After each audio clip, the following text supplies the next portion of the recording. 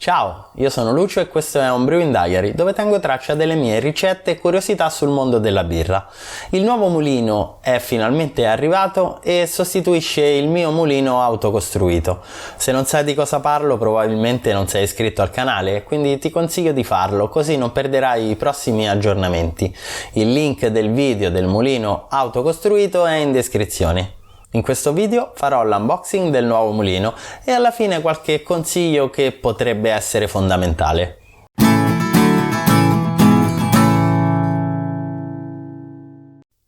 Procedo all'unboxing in pieno stile YouTube. Nel pacco troviamo le piastre per la tramoggia rivestite di plastica blu per non farle rigare. La plastica è inserita anche nella piega del metallo e da lì sarà impossibile rimuoverla, ma poco male. Il montaggio dovrebbe essere facile, sto valutando se montarlo a ogni cotta o lasciarlo montato, dipende dallo spazio in casa che avrò a disposizione. Sembrano abbastanza resistenti, non dovrebbero piegarsi col peso dei malti, direi che sono soddisfatto. Poi abbiamo la manovella con la vite di fissaggio e finalmente il mulino.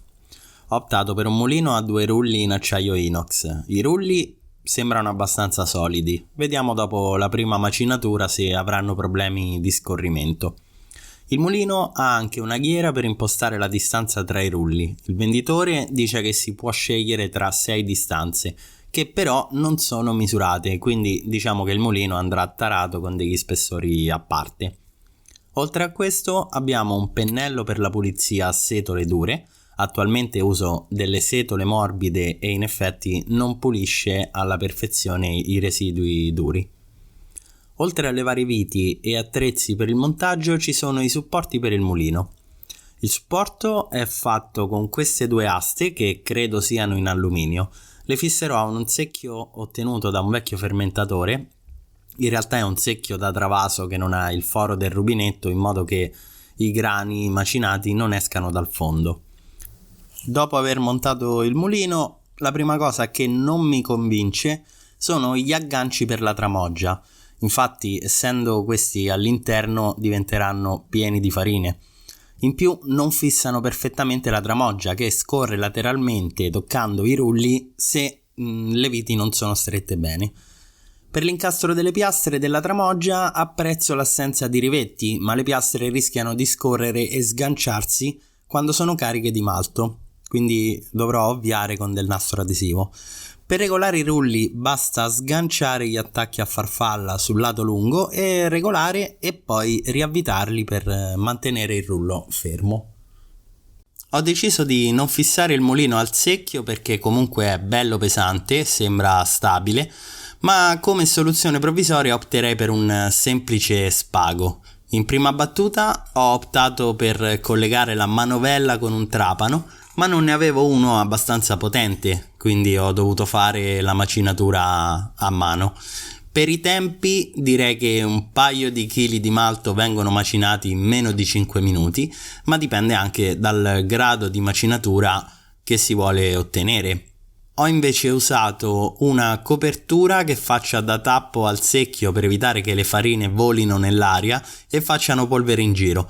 Sarebbe della buonissima polvere di malto, ma comunque poi faticherei di più nella pulizia della stanza, che devo fare se non voglio essere cacciato di casa. Il malto è un pale della Muntons, il livello di farine sembra buono, dovrò giocare un po' con gli spessori dei rulli per trovare quello ottimale, ma direi che il tutto funziona alla perfezione. Con il vecchio mulino avevo parte del grist che passava nei rulli senza essere macinata e questo era colpa della godronatura. Spero quindi con il nuovo mulino di avere una macinatura uniforme e soprattutto di aumentare l'efficienza dell'impianto. E ora i consigli finali. Il primo è che se il mulino per caso è stato oliato, anche se non andrebbe mai oliato, si può provare ad asciugarlo con della lolla di riso. Infatti si potrebbe asciugare anche utilizzando del malto, ma per non sprecarlo la lolla di riso è in grado di assorbire in modo abbastanza adeguato l'olio inserito nel mulino. Invece per la grandezza di macinazione si potrebbero usare gli appositi strumenti oppure si può ricorrere a un'alternativa. Una alternativa valida potrebbe essere quella delle tessere plastificate. Di solito infatti queste hanno uno spessore di 0,76 mm e usandone due accoppiate si arriva a 1,5 mm, che potrebbe essere una buona misura per la macinazione dei malti tostati, ad esempio. Invece per i malti base potremmo usare una misura che è di 1,36 mm, che è quella della moneta da 1 centesimo. E tu che misura usi per macinare i malti?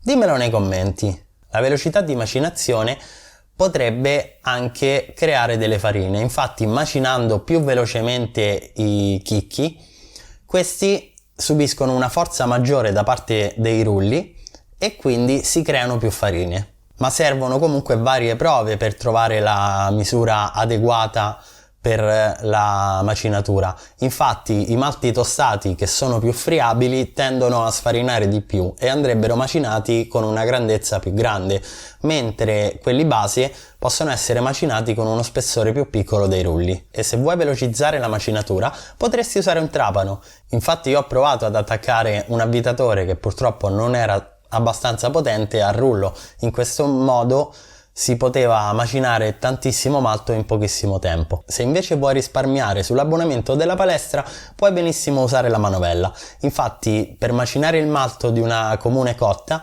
si consumano dalle 170 alle 350 calorie. E se dopo la macinatura resta del malto macinato, conviene metterlo sottovuoto. In questo modo gli agenti esterni avranno meno possibilità di attaccarlo e quindi di farlo marcire.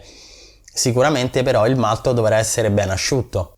Infatti molti homebrewer usano inumidire il malto per la macinatura. In questo modo si creano meno farine perché restano attaccate alla parte umida del chicco, ma la glumella, quindi la scorza del chicco, tende a diventare lievemente più elastica e in questo modo il chicco si rompe meno. E con la macinatura vogliamo proprio che si rompa la parte esterna del chicco. E questo è tutto. Se il video ti è piaciuto lascia un like, iscriviti al canale per non perdere i prossimi aggiornamenti e alla prossima!